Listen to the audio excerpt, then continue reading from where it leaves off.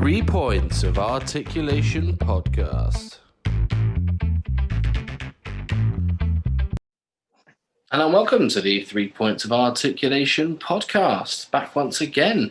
I'm your host, the big tasty Jamie Wills, slightly a bit more trimmed than last time. Haven't gone full beardless if you're watching. I look Otis if I do. Join with my normal co-host, Johnny Flashback. Yeah, how we doing? Good stuff, all good in the hood down here, and Adam the Wrestling Man. Hey up.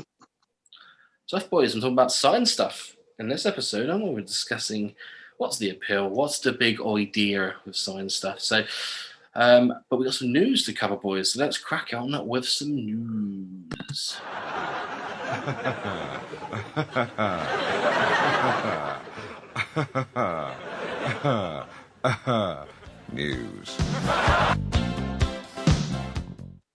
News, world order time. Now we're going to fire across to Adam, the Wrestling Man, for some latest news. Indeed. Not much in the way of news this week. No big reveals WWE, AEW style, but got one from FOCO. Still haven't figured out what that stands for yet, who have been doing the bobbleheads. And I tell you what, these bad boys must sell, because they've got another one coming out now, which is a Sasha Banks bobblehead. Again, like the Ultimate Warrior one we did last time, they've put a lot of effort into this. It's got a legit boss background, and it's got her shades on the front of it. It's actually really nice. Kind of does it where she's almost playing with her hair, kind of from her entrance. September 2021 is set for release. And again, $50. But they must sell. Mm-hmm. You just sent us a picture before we start recording. I had a look. I thought it looked pretty nice, but it's still not hitting that $50 mark. It really doesn't interest me at all. Anything like that. They're not figures. They're not worth that much, really. It's just a bit of tat in the corner, really, isn't it? Yeah, it's a little display piece, isn't it? It's a good thing it's a bobblehead because it makes me shake my head with it. I don't see the appeal with it. They must have fans. They must have some appeal to some people, just not with me. Well, I did see the first one that I've seen filter down into the secondary market. There's one on eBay, a Macho Man one, for a £20 starting price at the moment. It kind of half intrigued me at £20 because it's actually really nice. And then I just thought, no, it's 20 quid. I'm not doing it. So you wouldn't even pay it, not even less than half price? Not for a bobblehead. Nope, me either. So there must have a market. There must be a market for that sort of thing. It's crazy. Yeah. Bobbleheads kind of, for me, they've kind of gone out of fashion. So I just can't see it myself because, wind back 10 years and bobbleheads were all the rage. Every time you went in your kind of pound shops and your tap shops, there was bobbleheads everywhere. But now yes. It's that bloody dog, isn't it? That Churchill dog. That's what started the craze, and that's what finished it. As soon as they got rid of him, on its arse, industry. Pretty much. Are we staying with me? Let's stay with you. Oh, yes. Stay with me. So for the other one, we've got Junk Shop Dog, which I don't believe we've mentioned before on this podcast, but they have done some previous figures with Bruiser Brody, I believe, Bull Nakano, and Dynamite Kid. Their latest one is going to be Terry Funk. It's actually a really early Terry Funk from his Texas Bronco days, 1983, from his retirement match in All Japan. It's going to be out for release late 2021. Not 100% sure on prices on this one. I sent you guys an image. It's kind of almost like a mix between a Galoob and a Bendham, but the arms definitely have some kind of articulation there. But I don't know, have any of you guys seen any of these in person? No, not in person. I believe that what's generally known as Sofubi toys, is that right? Sofubi? Yeah. So I've seen and I know of the type of figures, and I think they do Japan style ones. So I guess Terry Funk kind of fit in that line of figures quite well. However, you sent me the picture, I couldn't have picked that out as Terry Funk. In fact, I kind of skimmed it and thought I had no idea what that is. I'm sure we'll find out on the pod. And I do. It looks more like you, Adam, than it does Terry Funk, I'd say. But yeah, I think if we look at did they release like a silver Bruiser Brody? That I've seen that knocking about sometimes, like a metallic one. But yeah, the release majority, as I said, Japanese wrestlers, so it makes complete sense for it to be Terry Funk. It's just not something we're gonna see over here, and imagine price point wise to get it over is going to be between 20 and 30. So once again, not for me. 2 for 2 so far. Snap. It's been that low on news. Over to you, Jamie. Well, speaking of not for me or not for us being English people, England being in Europe, and Europe not being America or Canada, we're not allowed Zombie Sailor toys, which is the biggest news on the market at the moment. We'll come to that in a second because it infuriates me that much that I've forgotten to mention Double J Jeff Jarrett is the latest person in their line. Have you guys seen the deal that's gone on between Zombie Sailor and Jeff Jarrett? Johnny, we'll come to you. Yes, I've seen that they had the deal with them. It was that the Major Brothers, event. So seen some bits on Facebook, and they talked about it on their podcast. So great for them. Not so much for us. I tried to find pictures of it. I'm guessing there's not. I did look on Zombie's Twitter and Instagram. There was no evidence of any sort of renders or drawings for it, so I couldn't comment on the figure itself.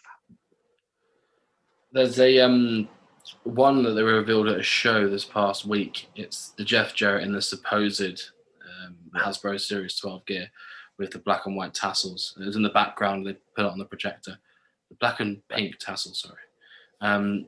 The most thing that annoys me the most about this was that Zombie Sailor was for about a week or so tweeting like little tidbits, just saying, "Oh, don't sign with WWE, sign with us." Didn't mention Jeff Jarrett's name. He said, "Obviously, we can make sweet music together." Makes me think that we could have had a Jeff Jarrett retro figure in the works, which or proposed, which has now been stopped. Really, has it though? What does Jeff Jarrett or any of these guys signing with Zombie Sailor do to affect WWE signing a deal with them as well? I'm pretty sure WWE have more sway in that direction, and I'm pretty sure these guys won't be signing their life away to an exclusive deal with Zombie Sailor toys. No, I get that, but I mean, it would tarnish a bit of reputability, should we say, that if he's signing with a toy that's releasing a retro style figure and WWE wants to make it the same style figure, it's going to be a bit of a hindrance into there. Yeah, it could have an effect on sales maybe and stuff. So I get your point there, Jamie. But yeah, I do understand that they're definitely not going to be limited with a kind of startup company like Zombie Sailor as far as the wrestling's concerned. It'd be a good chase, wouldn't it? You can have the Double J Jeff Jarrett and then the Chosen One as the chase, but fantasy booking figures is never going to work for me, is it? But yeah, on to the big news, Johnny, which we discussed at the start. Zombie Sailor's not coming to Europe. You had a bit of a run-in with him, didn't you? So enlighten us. Yeah, I managed to catch him in one of the groups where he posted about when things were being released, and I just asked if there was, I can't remember if it was like, would you ship to like a shipping company within the US? As I heard the rumor that they were only going to ship to the same addresses, which is the billing address, i.e. where your credit card's registered or your PayPal is. And indeed, that was where he was going with it. And it all seemed a bit, I don't know if it was petty or it seemed like he was just so misinformed about, international air shipping, which fair enough. I kind of understand it's not going to do that. But to say you can't have it shipped to a friend in the US or a shipping company was just a bit ridiculous, really. And the fact that, he thinks he's going to lose money by this, he could do other things by increasing the price of shipping to include that 20% VAT or whatever you might have to be charged, or the extra PayPal fees. So there's a lot of ways around it. It seemed coming across as really stubborn. There's loads of ways around it, isn't it? You just can't be bothered at the end of the day. He just doesn't want to make the accommodation. It's very clear from the conversations that I've seen with other people and from the conversations that I've seen with you. He just doesn't want to be bothered. He's going on about how he's probably going to lose money from it. No, you're not. You're going to make more money by doing what you're doing, and you're going to cost the European fans more money by doing what you're doing. It's as simple as that. There's no explanation behind it. Every company who gets a big international reputation ships everywhere. End of. You know what I mean? He hopefully for him, if he does the right thing and he sorts himself out, he'll get himself to that stage where he is big. Because the images and things of some of these toys that are doing are pretty good. And from a wrestling fan, I'm a bit angry, but I'm also really disappointed. And he's making us disappointed. He's making all these excuses about it, but it's him. It's nobody else. It's him. Yeah, it's a weird way. It's almost like, I know he's said he put no effort into it. It's almost like he's put a lot of effort into making sure it doesn't get shipped overseas, which is just amusing for me. He's been offered by Fig Pop Shop, has reached out to him to see if they can be a retailer for him. I know Wrestle HQ have. I think Toys and Mars even did it as well. There's a few companies out there that have reached out and either been told no or just been ignored. So it's not like he hasn't had the options to do it. It's just that he doesn't want to, quite frankly. And if the shoe was on the other foot, full well that the major bros will be kicking off about it if there was a figure in the UK that wouldn't ship to the US of toys that they wanted. I mean, you could argue that you had the same issue with Cody Rhodes, but they're so they've got so much contact, so much fandom out there that people will just post them to them at the cost of price. So I mean, there's a difference between a UK exclusive and a whole line. Yeah. And also, Smiths would ship to someone. They'll ship to the non-billing address, shipping address, which is the big thing that's annoying everyone. Is that? Yeah. I did go back and forth a bit on this because I did think about this. I know Target, maybe Walmart don't ship to these shipping companies either. I've tried to buy some Legends from Target before, and it got cancelled. And I heard about that could happen before, and just give it a try. And indeed, they would not ship to a shipping company as well. So there's an argument there that there's something in there that some US companies don't want to do that. But at the same time, I've came back on that and think this is it's quite a niche market. You've got to get to people who are going to be fans, whether international or not. And in my business, I ship all over the world. Well, excluding a few countries where I've had a lot of issues, but I wouldn't take into account, all right, I might be losing. I think there's a 50 pence charge on each international sale, something like that. So what? It's not a huge amount. Also, I think Target sell food, so I think that might be why they don't ship overseas, because they can't then differentiate between toys and food, and you can't ship certain foods from the US to the UK. So it's something like that. I remember I looked into it before as a different company. Basically, I was hungry and I wanted some food and looked into it. But yeah. Target did used to ship international as well, because I remember buying, them Seth Rollins cashes in and the John Cena original debuted figure, and the ship no problem, was quite cheap shipping as well. So it was a shame that they stopped doing that. It's a bigger shame because the latest Legends are reduced to $14.99 at the moment. So that's it's annoying. But all in all, I know we said it before, but I think it's, unless they are going to ship to the UK, I know he's working on it, which what that means is here or there. I don't think we should speak about it on this pod until it's rectified, personally. Yeah, I mean, I'll get to that issue in a second. I'm just saying, I did go back and forth, and I just told you about where I went back. But Becoming Fourth is the day they were released to the general public, and there was guys from, Legion of Hasbro, which is a group that we've written quite a lot, try to buy them. They've had sales go through and then later on cancelled, which really put the nail in the coffin that it's just so petty. They could have easily just shipped them to that US shipping address and just carried on and said, yeah, maybe I'll hold my hands up and I'll get these few orders out and try and make good. But indeed, it was the case. The orders were cancelled, and I believe he may have picked up a charge for that. So he's cost himself money.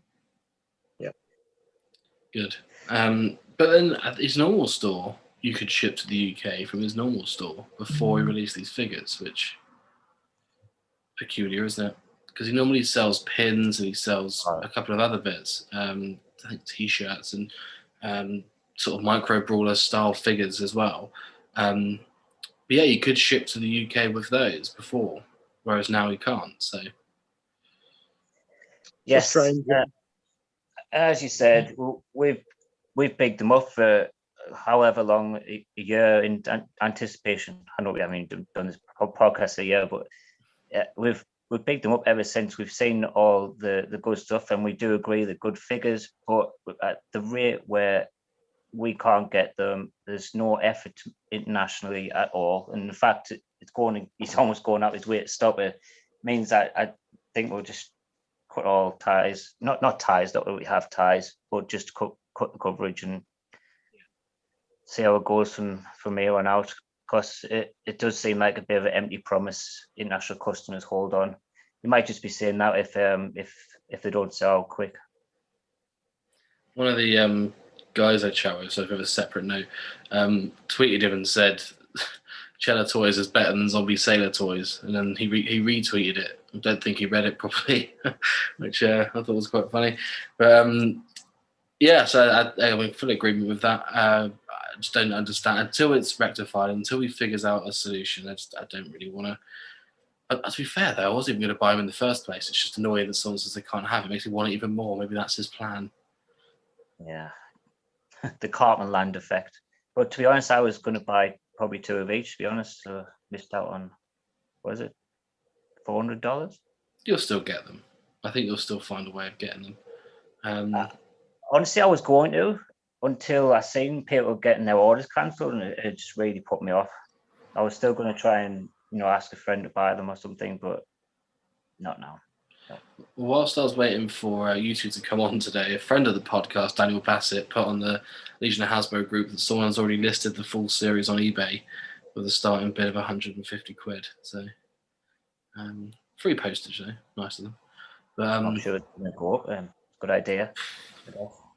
Yeah, so it'd be an absolute fortune, that is.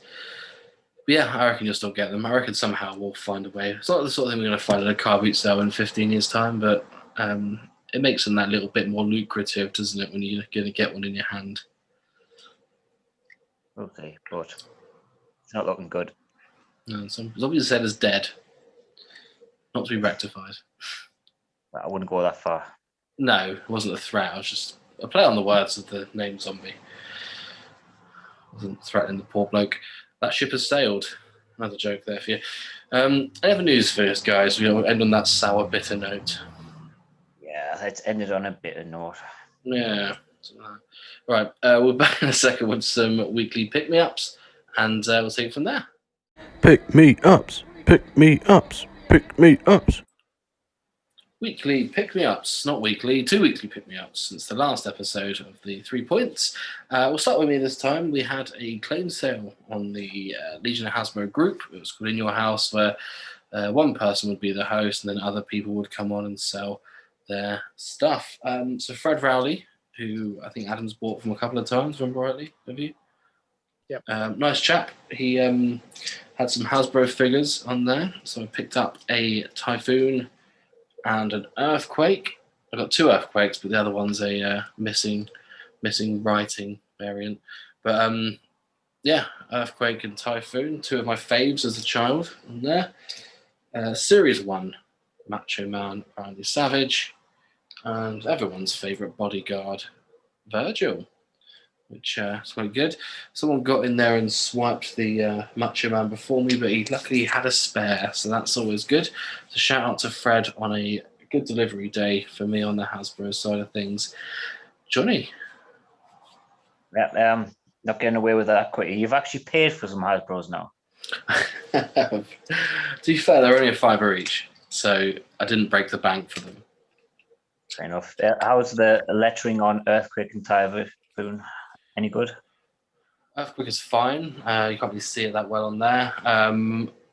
The top of the E is missing, but apart from that, that's all good. Typhoon has no words. Yeah, notoriously difficult to get some in good condition, really. But they make two good centre backs. I've asked to do a little Hasbro football team again, which is my plan to get my original 11 from when I was a child and set that up when I finally get my toy room. Macho Man's the star striker, so You try Virgil's that. one of the only Hasbro's that I own in my $1 Million Man display. I like that figure. it's really good. It's sort of one that goes a bit under the radar because obviously Virgil himself didn't have much time at the top, did he? But it's a really good figure. I think certainly one from the childhood that always popped up or you always saw knocking about in the shops. I never had it as a child, actually. One of the elusive ones for me. But yeah, I think would you prefer? I mean, that's a silly question, but obviously Virgil for me either he's in the $1 Million Man outfit or he's in the pinstriped, the striped tights. So it's a very weird outfit. Didn't he win the? Which one did he win the $1 Million belt in? I couldn't recall. I think it was shorts because he was wearing them in '91. But yeah, I quite like the shorts. yeah, pretty good. Yeah, I need to figure certainly. But yeah, they're the four that I've picked. I've also got a spare Earthquake in case that one gets injured for my 11-side game. Nice one. I'll start with something I forgot to show you last week. So it's a good job because I have pretty low on stuff to show. And it's the 3-pack of Demolition Classic Superstars. Not cheap, but I think it's kind of the ones I might just pick and choose the ones that I like about from the Classic Superstars in the trios or the 2-packs. So I'd only collect proper tag teams, I think, or trios that actually make sense. It's a great set. It is. It's kind of. Yeah, I love those figures. The difference in the face paint is really apparent compared to the single ones. It just makes them stand out. It's a lot darker, the triple threat face paint. I remember selling that about a year and a half ago for £96. I bet it's worth more than that now. I paid slightly more than that, which I'm guessing is maybe quite a good deal now I think about it. It's probably just over 100, I think, 100 plus postage. So not cheap, but I can see it probably is worth a little bit more than that anyway. Yeah. The sets themselves, I mean, the Classic Superstars, you've seen them come a lot more. They're starting to creep up in price, I think. If you look at some of the ones that I've seen recently. Absolutely, definitely. Yeah, particularly the tag teams.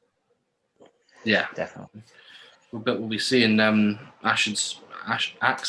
I think will be at Level Wrestling next year. So he wants to show we want us to get him signed, Johnny. If you're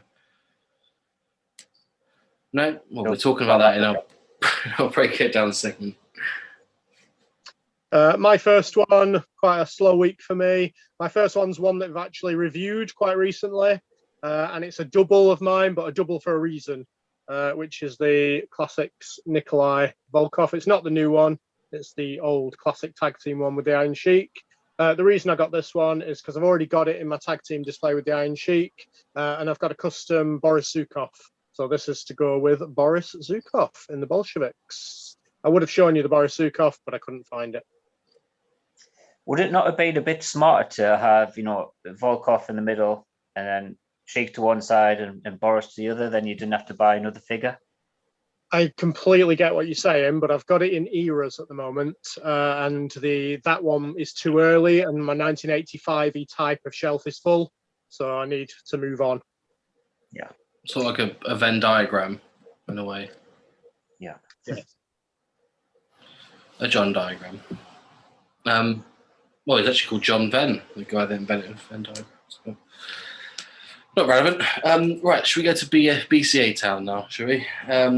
So I had a delivery from Ireland. Dan Bass, we spoke about earlier, sent me over a box full of a load of elites, but the main thing in there for me was 2 mint on card BCA figures.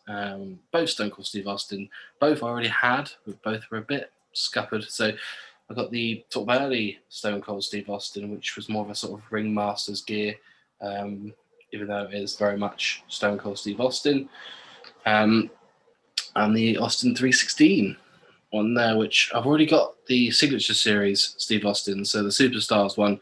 The only real difference is that the goatee and the eyebrows are a bit more brown than the red ones that come on the signature series, and it's no signature. It's the only difference, really. But 2 baldies in there. Getting into the dangerous territory now, buying doubles or triples of the same character. Yeah. I mean, my only thinking behind was the other 2 that I had.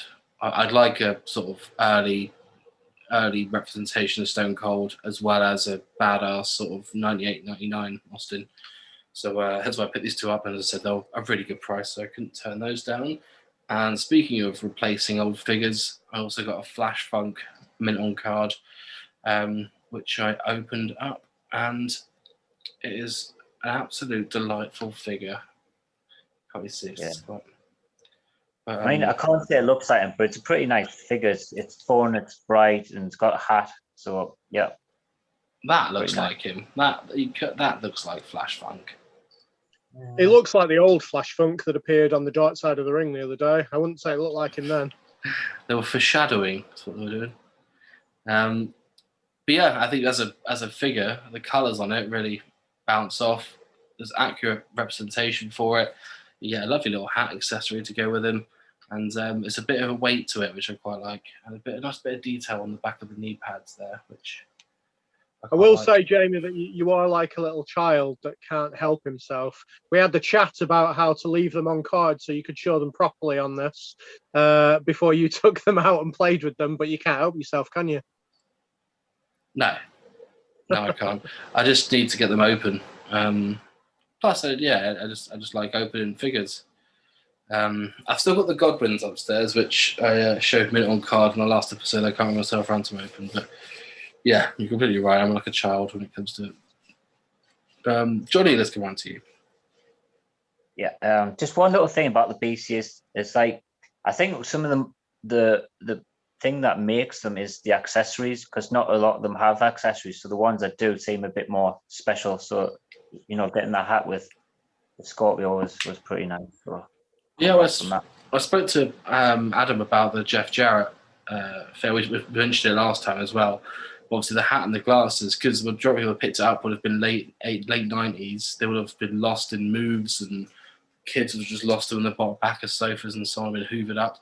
So it's nice. I think you have to get a lot of a minute on card just to get the accessories now, which is more frustrating than anything, but makes the hunt that extra bit special. I suppose it does.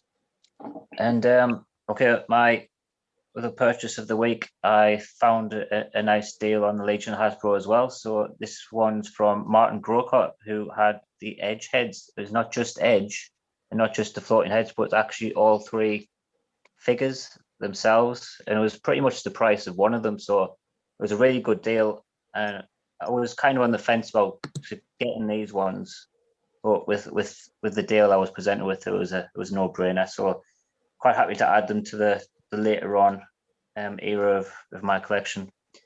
Probably a bit late for most of them, but I'll take an exception because I do need a later on Edge, like a rated R. So sweet deal. Absolutely cracking deal. That if you hadn't have got them, they would have been snapped up. Yep. So when I saw it, I thought it was the price that you paid for 3. I thought that was the price of each figure. So when you asked the question and he said yes, I was like, that's a good deal, that is. Mm-hmm. Yeah, So I'm buzzing with that. It does actually come with 2 other jackets and hands and heads. Strangely, only 3 other heads, but should have been 9 in total. I guess I'll live with 6 heads. Or the other ones. There's always that fact, isn't there, that it's the first time that an active WWE, an active AEW at the time, and an active Impact wrestler were in the same box set. Good start, that. Well, obviously, Matt Cardona has ruined that now by joining Impact Wrestling. He was at AEW at the time of release. If you can call Edge active. He was at the time, I think, back in January or whatever it was. Could be very soon as well, by the rumours. On the edge of our seats. Right, my last ones are a couple of t-shirts. It seems like I've got a new collection going. As you can see behind me, I have 2 Nexus t-shirts. I now have 3. 'Cause I've now got that one as well. Who's that in the top right? Oh, the Barrett. It's actually made up of loads of newspaper clippings about how they're taking over and stuff like that. And the We Are One from their famous theme music. Can't remember that now. I remember it was really good though. Adam and that one was- serenaded me before we started recording with the song, didn't you, Adam? I did. I serenaded you. You loved it. And the very last one is from a predictions competition that all 3 of us join in on every time there's a pay-per-view, which is hookedonwrestling.co.uk. They do a predictions competition around every pay-per-view, but it's not just who's going to win. There's loads of other questions like how's it going to end, who's going to get pinned, blah, blah, blah. Long story short, it was out of 50 for the recent NXT TakeOver competition in your house. And I got 47, which I could not believe. Definitely skill and not luck. And they sent my prize through Euroshop, which is the Cameron Grimes t-shirt. Obviously, he was featured heavily on the pay-per-view, losing to LA Knight in the ladder match. It's a lovely little t-shirt, this. Quite happy with that. Well done. It's not one that I'd wear out, but it's a good one. Yeah, it was a good win that we've been entering the last few. It seems a pretty good competition, to be fair. It's similar to what we would do in the Fantasy Wrestling League, so it's right up our street. Are you sure it was out of 50 points? I thought you got 27 out of 30. That what it was. I thought it was 37 out of 40. So. We'll all go back and have a look at that then. Yeah. What's But one? good win. It was probably 17 out. That's funny, wasn't it? But yeah, it was decent. A decent score. I always get let down with the times because I've always got a section there for how long will this match last. Anyway, I always go for the wrong one. I don't think I've ever got it right. I don't think. But didn't you win a competition this week as well, Jamie? Did I? Not with a prize yet. Oh, No prize. no prize. Adam, the wrestling man, has not sent my prize yet. We might have sent it now, actually, but it's not arrived yet.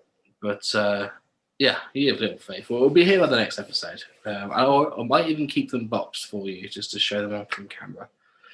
But yes, I want a fantasy, an FWL prize, which technically we drew. Technically, Adam copied my answers, but lovely stuff, boys. We are all out of purchases / competition wins, and we'll be back in a second with our break it down segment.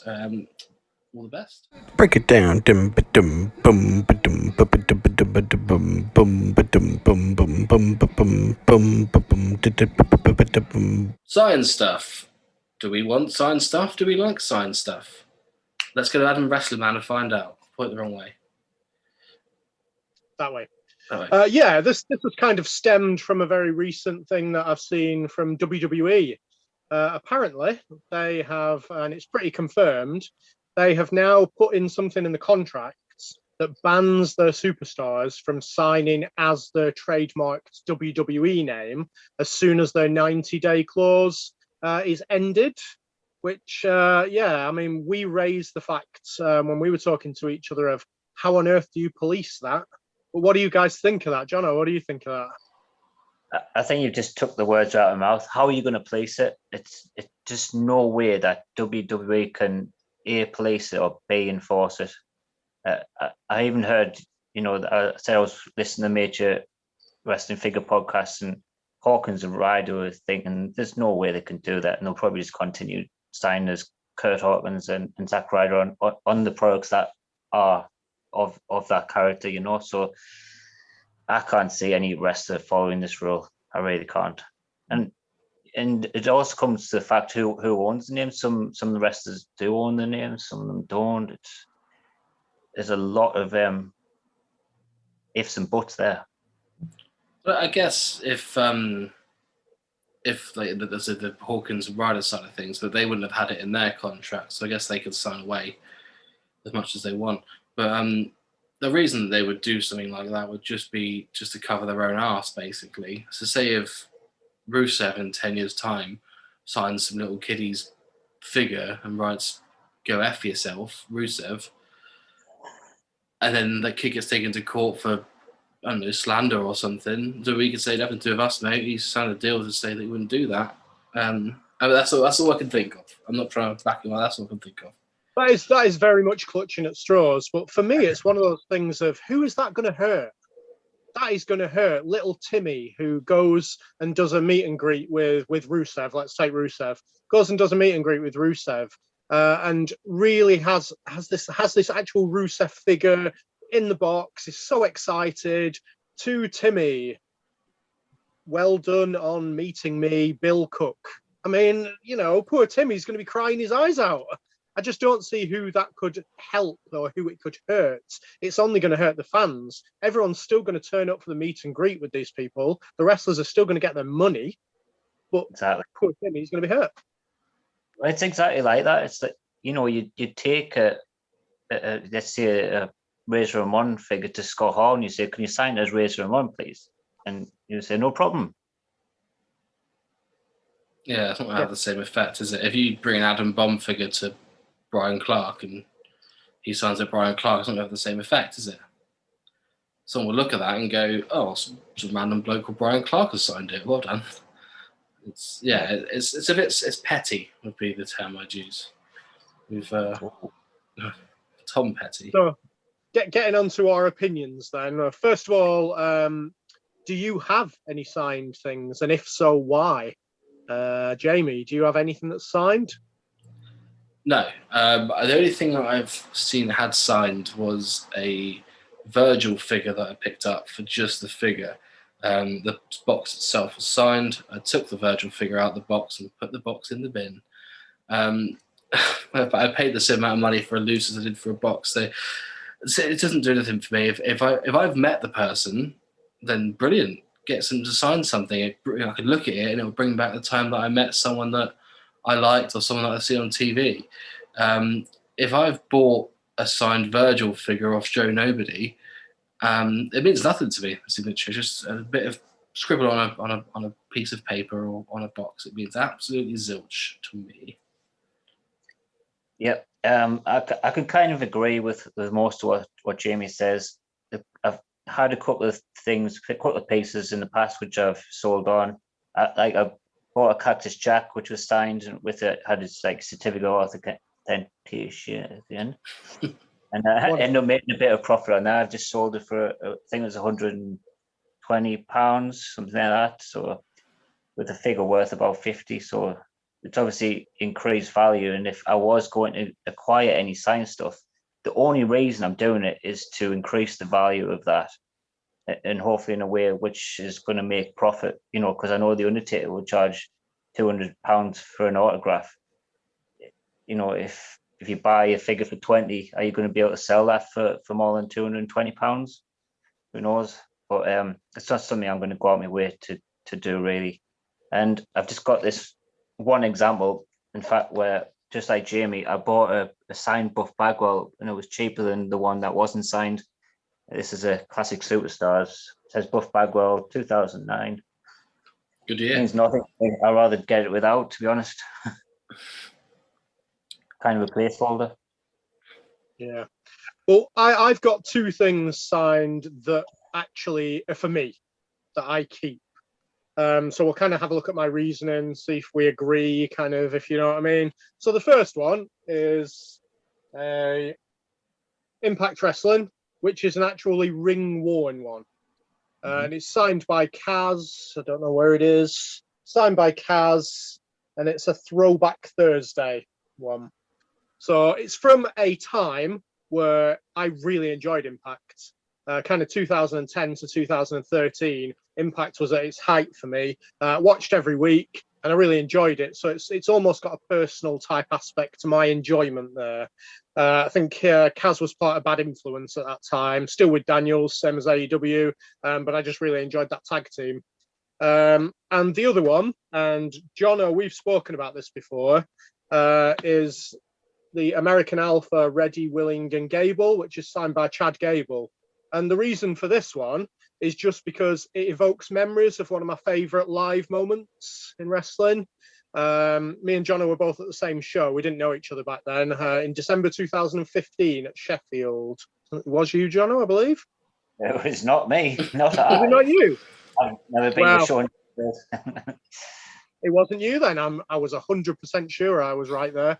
It wasn't it must be somebody Chad else. Gable. Was it Chad Gable? Somebody else that I know. Anyway, we watched Revival against American Alpha, and honestly, it was one of the best house show matches that I've ever seen. The crowd was so into it all the way through. You could tell the wrestlers couldn't believe it, how much that crowd was into it. The wrestlers were amazed. They just looked around and soaked it in, and it made the match just 100% better than it would have been.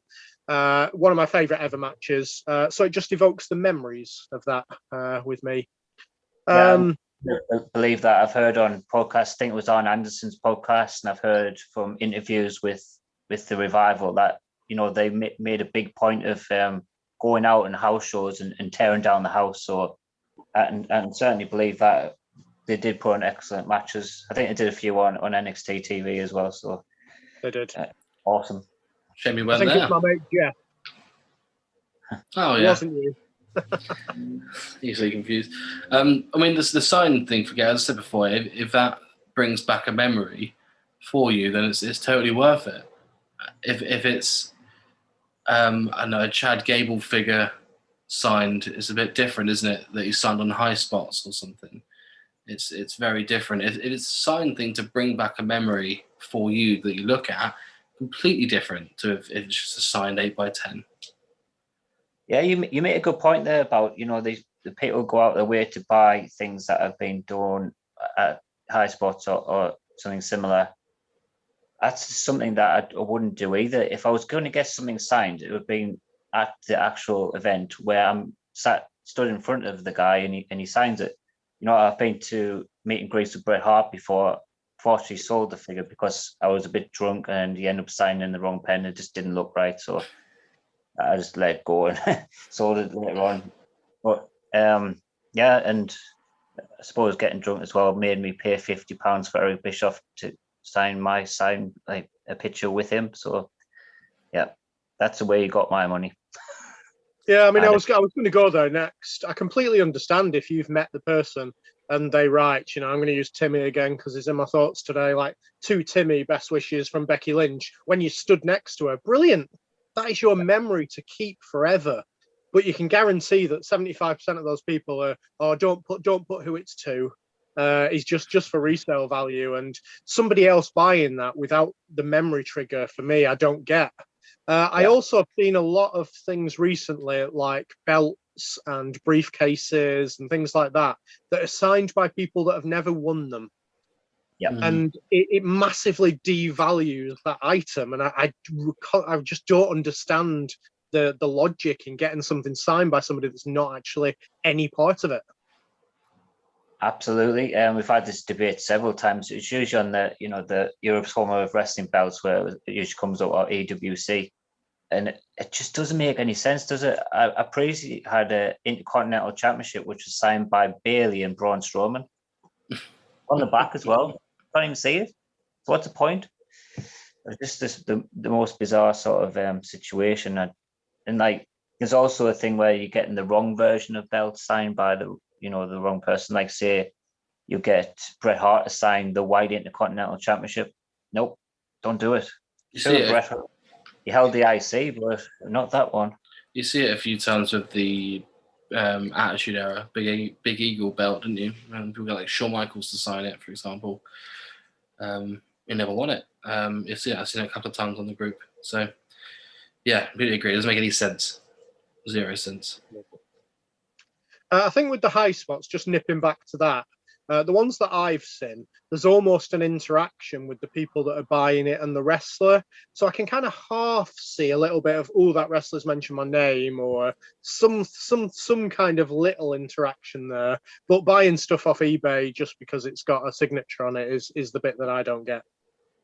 Yeah, actually, what you've kind of reminded me of something when you said High Spots. I had a debate with my mate Steve Ames, who's in FWO, might listen to this.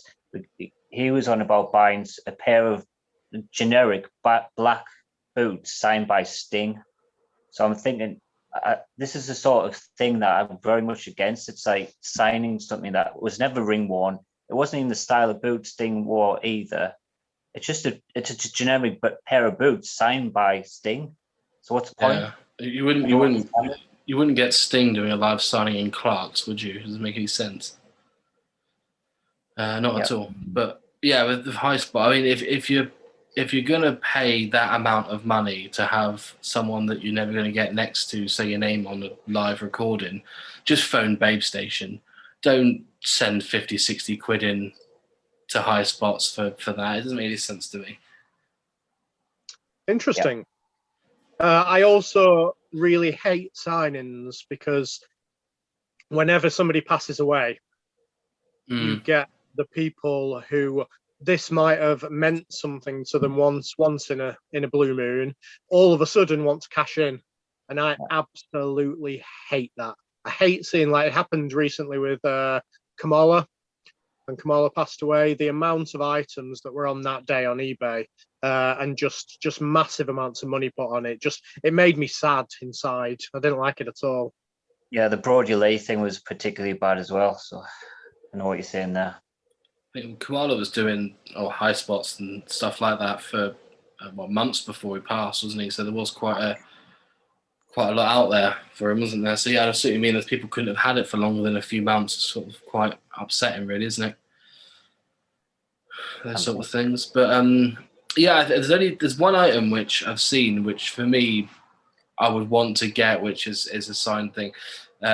It's a three Faces of Foley pack. It's a Jack's BCA figure. It's got Dude Love, Cactus Jack, Mankind, and Mick Foley signs blue for Dude Love, yellow for Cactus Jack, and I think either red or brown or something for Mankind, which looks like a great figure inside the box. That would be the only one that I get, because I think the colours would make the figure pops it a bit for me. That for me would be. I totally agree. There's a few exceptions where signed stuff would look brilliant.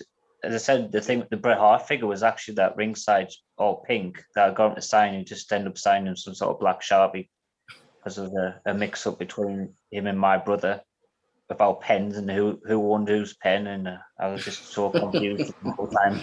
And they ended up signing in a Rouge black Sharpie, so it wasn't very good. But there's things like that would be brilliant to get signed. I think you've mentioned Jim Cornette as well, haven't you? Because you're obviously really into his podcast. So that's a kind of memory for you that you'd like something from him. Well, I thought that, but then I looked at it and I thought, nah, I'm not paying that much. It'd be really interesting to hear the viewers' thoughts on this one, because we're kind of quite in agreement. But I know that a lot of people really enjoy getting promo pictures signed and stuff. Again, same with that. I can't get it because you're not going to put all your promo pictures up on the wall. You're going to store them away in a box, which I really don't understand. So it'd be interesting to hear some of the viewers' opinions on that one. Yeah, let us know. Yeah, leave that with me, guys. I won't forget. But yeah, we are in agreement there. I think certain signed things are perfectly fine to do if it revokes a memory, which for Adam's ones, for example, makes complete sense. But buying a signed Virgil figure isn't going to do nothing for nobody. Any further thoughts on these signed things, boys? Not from me. Nah. Let's sign off then, and we'll be back in a second with our catch-up for Retro Review.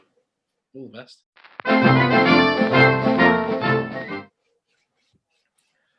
Retro Review time now. We're looking back at the Mattel Legends series, and let's fire across to our resident retro reviewer, Johnny Fenton.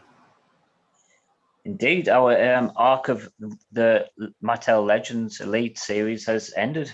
We have been through 6 series plus all the extras, and we are down to the top 10. Or should I say we will reveal the top 10.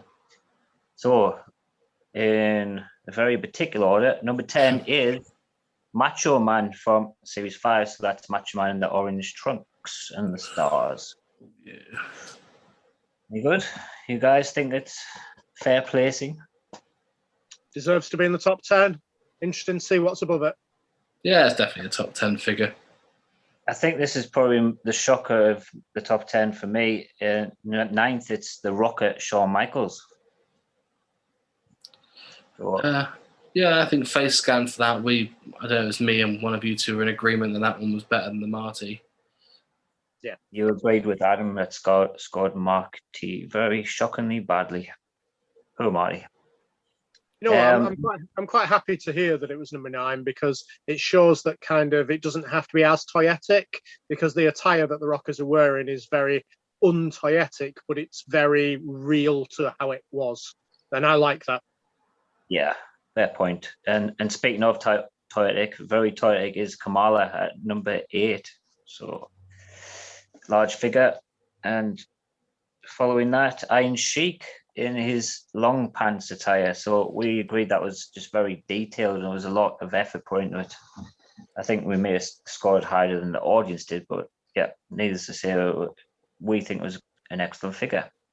I'd say for Kamala, I don't know whether it was hindrance by the audience knowing that there's a later release of pretty much exactly the same figure, but and obviously the Iron Sheik one was a beautiful looking figure, isn't it? So both worthy of top 10. Definitely. Indeed. 2 people that kind of aren't main event stars that you think of now, if you know what I mean. I know Sheik won the title and stuff, but kind of in today's society, you don't really have them. Everyone's talking about Macho Man and Warrior and stuff, so it's nice to see them. Yeah, definitely. And before we hit the top 5, number 6 is Vader. Better than the most recent Legends one in my eyes. It's a very good figure, Vader. Right, let's hit the top 5 then. And this one surprised me by not being higher. It is the model Rick Martel. We all seem to agree that was a really good figure. I was at a 9.9, and you guys weren't too far away either. But I think it was one particular person that we asked for a score, scored it like a 7 or something. So it brought it really quite far down. It was a bit of a bizarre score for the model, but yeah, that was Tito Santana left that score, I think. It's not bitter at all. Yeah, I think it was Jim Dogs. I think when he put it, I was like, "Oh, 7 for poor Rick." But as we discussed, Depends what you've had in your hand. He might have got an old beat up one without any accessories, and it looks like a completely different figure. So depends what they had. Beauty is in the eye of the beholder, as they say. yes, it is. And so number 4, I believe this is the highest score Jamie gave, is Bam Bam Bigelow. It's a very, very nice figure. That's. I'm surprised it was only 4th, if I'm honest. Still one to this day that is A, kept its value, and B, kept its charm. Yeah, always going to be up there. Yes, and next up, we talked about, well, at least one of the members earlier, it is Demolition Smash at number 3. So I thought Smash was better than Axe, whereas Adam thought Axe was better than Smash, and gave him a 10. So that really put him over the edge, and he's been leading ever since. Until now, at number 2, it is Axe. Axe from Demolition is number 2 now. So it can mean only one thing, and that is that just like the retro series, someone will review the last episode is number 1, and then it is the Macho King, Randy Savage. I have conveniently not accidentally left him out. So here he is again on screen. Let's say the king of the Legend series is the Macho. He's wearing the right attire for it as well, isn't he? For his coronation. It really is. It's somewhere near perfect. In fact, it is perfect. I'll give it a 10. Did you give it a 10? I did. Well, it's you're the to thank for this then. I think it is the best figure. Mm-hmm. Such a toyetic figure. Jamie, I think you did actually say that it didn't pop, which, you know, I'd completely disagree on, and obviously the audience does as well. In a sweet moment, I found a Macho King crown when I tidied my room yesterday. So I have one now to go on it. Poetic justice. It's all good news from here on out. I think I said the knee pads didn't pop, if I remember rightly. Didn't I say the knee pads? I think it said it would look better in white, is what I said. But he wore them in purple. He did, and that's why I didn't mark anything down for it, because it wouldn't be accurate if they were white. But I'm not Gok one. Fair. You probably won't be getting one. No, not now. The prices of these will soar now. It's number one in the Legend series on 3PO. Well, you say that, but Junkyard Dog's gone through the roof since he's come number one in the. There we go. Yeah. The retro review. Ric Flair's come down in price since his fall from grace. Yeah. Speaking of that, Roddy Piper was rock bottom, even like a 4 point below Jimmy Snuka. So those two, the value will be going way down. Good. They deserve it. I think that Roddy Piper figure, for a Roddy Piper fan, is horrific to look at. It is. But still better than Shawn Michaels' retro figure. Yes, I think. Is there anything else you want to see on the Legends series before we move forward? It's just one of the best series. Sorry, Adam, you carry on. I'm sure you have more. Just literally, I was just going to say I'm glad they're back. Yes, watch your space. We may do these in 10 years' time, Series 7 onwards. Yeah, if they go away again, we could do a few more installments, but a few more re-releases in the latest series. Vader's had a re-release, so's Bam Bam coming out soon, and Jake, I think, is another one that's had a re-release. Yeah, in general, I can't say I'm as pleased with the new series as I am the old. No, definitely. But we've had leaks up until Series 13, so they're here to stay by the looks of it. So should we have a look at what we're going to be doing next? Let's. So the next... Go ahead, sorry. I'm just saying that I chose retro figures. Adam chose the Legends, so now it's Jamie's choice on where we go next. So all to you, Jamie. Well, we mentioned them earlier in the pick-me-ups, and the figures we'll be covering are... Drum roll, please. Oh, it's the Hasbro figures. We're not covering the BCAs. It come to mind, I thought, that I enjoy a BCA figure. Why don't we cover the BCA ones? Then I realised that there's too many. There's too many series to cover. There's too many releases. It's the sort of thing that I'd like to do in one massive video and look over all the BCA figures. That'll take me bloody hours, wouldn't it? So, the Hasbro figures make sense. 11 series in total. Johnny's got every single one of them, apart from 2 of the mailaways. It made the most sense to me. But yeah, we can look at the Hasbro's 11 series and have a look and see what we think of them and see if we can rank them in a way with scores. So boys, what do you think? Adam, what's your view on Hasbro's? Well, to be honest, I'm quite excited about this one because I'm hoping it'll rejuvenate my love for Hasbro's. I collected them when I was a kid. I had hundreds of them. I had doubles. I had everything. They all played different characters. If I had 2 of one, then the spare was somebody else who looked quite similar to them. And I don't like them as an adult, and I can't quite figure out why. So I'm going to buy some just for this. And I'm going to see if my love and my passion for Hasbro figures can return. Yeah, to a lesser degree, I kind of echo the sentiment that I think I've lost a little bit of the passion for Hasbro since I finished the collection, because I'm not really on the lookout for them. And I've noticed, on the Legion of Hasbro group, we get a lot of sales and claim sales and raffles and all these sorts of games and stuff based around it that I can't really join in on because I've got everything already. So yeah, hopefully we'll get some interaction going on the group as well. So get them involved, hear their opinions, and we'll give them a shout out if they give us a review of the figures. One thing I'll point out with the Hasbro figures is they feel a lot smaller now that I'm a grown man. Remember as a child, they felt massive, but Because you have a big fat hand. there is that. It's I have a ham hock, but yeah, there's a lot of them feel a lot smaller. But yeah, so the whole point of it is to get that little buzz again for Hasbro's. Because interesting fact, but I was gonna, when we did the unpopular opinion segments, I was gonna come out and be like, look, I don't think Hasbro's are as good as what everyone's making out to be.